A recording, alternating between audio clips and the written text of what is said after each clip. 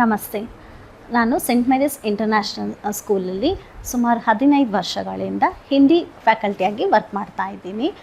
Scent Mary's ಬಗ್ಗೆ ಹೇಳೋದಾದರೆ, ಇದು ಚಿಕ್ಕಮಗಳೂರಿನ ಒಂದು ಪ್ರತಿಷ್ಠಿತ ಸಂಸ್ಥೆ.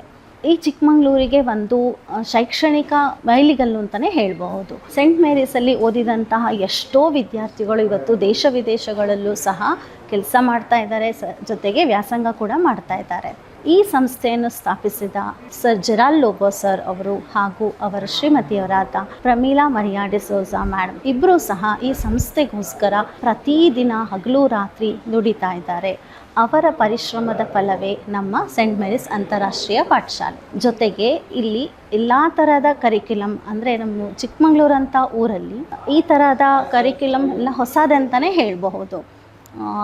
ICSE ಆಗಿರ್ಬೋದು, ಸ್ಟೇಟ್ ಆಗಿರ್ಬೋದು, IB ಮತ್ತು ಜೊತೆಗೆ ಇನ್ನೂ ಹಲವಾರು ಥರದ ವಿವಿಧ ರೀತಿಯ ಡಿಫ್ರೆಂಟ್ ಟೈಪ್ಸ್, ಅಂದರೆ ಮಕ್ಕಳಿಗೆ ಏನೇನು ಅವರಿಗೆ ಮುಂದೆ ಭವಿಷ್ಯಕ್ಕೆ ಬೇಕಾಗುವಂಥ ಕರಿಕ್ಯುಲಮ್ನ ಇಂಟ್ರಡ್ಯೂಸ್ ಮಾಡಿರೋಂತಹ, ಯಶಸ್ವಿಯಾಗಿ ಇಂಟ್ರಡ್ಯೂಸ್ ಮಾಡಿದಂತಹ ಶ್ರೇಯ ನಮ್ಮ ಜೆರಾಲ್ಡ್ ಲೋಬೋ ಸರ್ ಹಾಗೂ ಮೇಡಮ್ಗೆ ಸೇರುತ್ತೆ. ಅವರ ಪರಿಶ್ರಮದಿಂದ ಇಂಥ ಚಿಕ್ಕಮಗಳೂರಿನಂಥ ನಗರದಲ್ಲಿ ನಾವೇನು ಬೇರೆ ರಾಜ್ಯಗಳಲ್ಲಿ ಅಥವಾ ಬೇರೆ ದೊಡ್ಡ ದೊಡ್ಡ ಸಿಟೀಸಲ್ಲಿ ನೋಡ್ತೀವಿ, ಆ ಥರದ ಒಂದು ಎಜುಕೇಷನ್ ನಮ್ಮ ಮಕ್ಕಳಿಗೆ ಸಿಗೋಲಿಕ್ಕೆ ಅನುಕೂಲ ಆಗಿರೋದೇ ಸರ್ ಮತ್ತು ಮೇಡಮ್ ಇಬ್ಬರ ಪರಿಶ್ರಮದ ಫಲ. ಜೊತೆಗೆ ಇನ್ನೂ ಇಲ್ಲಿ ಹಲವಾರು ಜನ ಕೆಲಸ ಮಾಡ್ತಾ ಇದ್ದಾರೆ.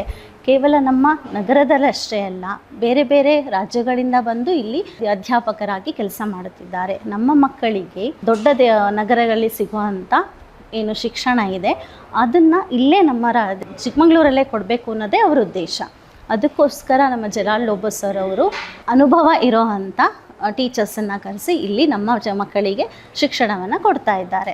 ಜೊತೆಗೆ ಇಲ್ಲಿ ನಮ್ಮ ಚಿಕ್ಕಮಗಳೂರಿನ ನಗರದಲ್ಲಿ ನಮ್ಮಂತಹ ಎಷ್ಟೋ ಜನಗಳಿಗೆ ಜೀವನ ನೀಡಿರುವಂತಹ ಸಂಸ್ಥೆ ಇದು. ಈ ಸಂಸ್ಥೆಯಲ್ಲಿ ಕೆಲಸ ಮಾಡ್ತಿರೋದೇ ನಮಗೆ ಒಂದು ಹೆಮ್ಮೆಯ ವಿಷಯ. ಇಲ್ಲಿ ಓದಿದಂತಹ ತುಂಬ ಜನ ಮಕ್ಕಳು, ನನಗೆ ಪರ್ಸ್ನಲ್ ಆಗೂ ನಾನು ಹೇಳಬೇಕಂತ ಅಂದರೆ, ಎಷ್ಟೋ ಜನ ಮಕ್ಕಳು ಹೊರಗಡೆ ಹೋಗಿ ದೊಡ್ಡ ದೊಡ್ಡ ಕಂಪನಿಗಳಲ್ಲಿ ಕೆಲಸ ಮಾಡ್ತಾ ಇದ್ದಾರೆ, ದೊಡ್ಡ ದೊಡ್ಡ ಪ್ರತಿಷ್ಠಿತ ಕಾಲೇಜ್ಗಳಲ್ಲಿ ಓದ್ತಾ ಇದ್ದಾರೆ.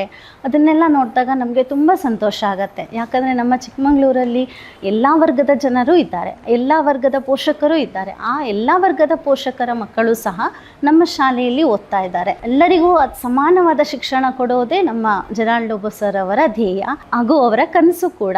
ಆ ಕನಸು ಇವತ್ತು ಎಲ್ಲೋ ಒಂದು ಕಡೆ ನನಸಾಗಿದೆ ಅಂತ ನನ್ನ ಅನಿಸಿಕೆ.